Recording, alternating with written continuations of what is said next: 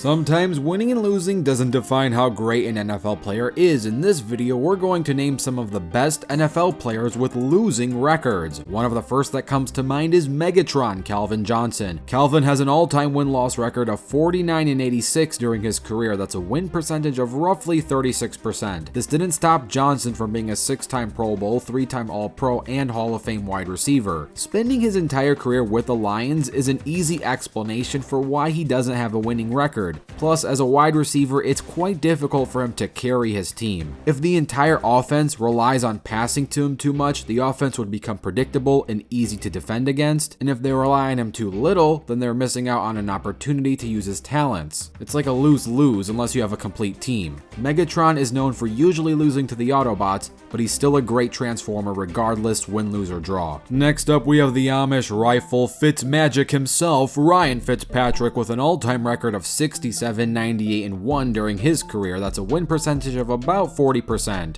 Ryan played in 3 different decades in the NFL. That's the 2000s, 2010s, and a bit of the 2020s. He's bounced around the league playing for 9 different franchises, and while he is a journeyman, he's not just some roster filler. Ryan was given a starting position for large chunks of his career and prime. He's like in the NFL limbo between a great backup QB and just an okay starter, or probably described as a player with a high floor but low ceiling. A safe choice, but not an elevating one. Though, to be fair, that 2015-16 Jets team that he led probably would have made some playoff noise had they not played in the same division as prime Tom Brady. That 10-6 record, while isn't amazing, would have been good enough to get them into the postseason on a number of different divisions during that season. But the Patriots are going to do what the Patriots do best, and that's crush the dreams of Jets fans. Moving on, we have Gail Sayers with a record of 29, 36, and 3 during his career. That's a win percentage of roughly 44.9%. Gail is one of the best running backs in Bears history, one of the best backs, period.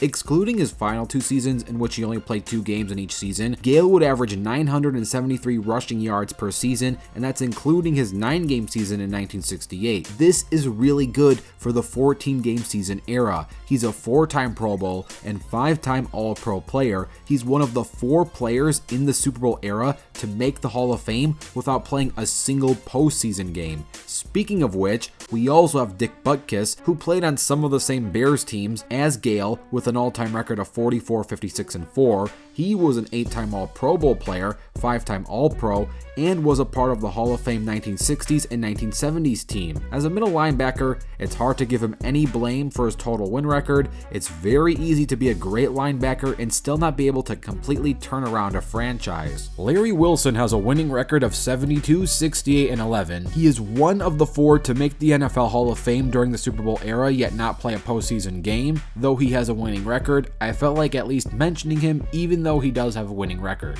And last but not least, we have Floyd Little with a record of 45, 67, and 5 during his career. He too made the Hall of Fame without ever playing in the postseason. He's a 5-time Pro Bowl player and a 1-time All-Pro who in his best season rushed for over 1,000 yards during the 1971 season. He even led the league in yards that season with 1,133, as well as yards per game with 80.9 per game. Plus, during the 1969 season, he too led the league in yards per game at 81 per game. So here were some great NFL players with not so great records. Let me know who you think is the best NFL player with a losing record and what you want to see in the future. Don't forget to tackle that like button and subscribe with notifications turned on. I'm Touchdown Rewind, and I'll fast forward to you later.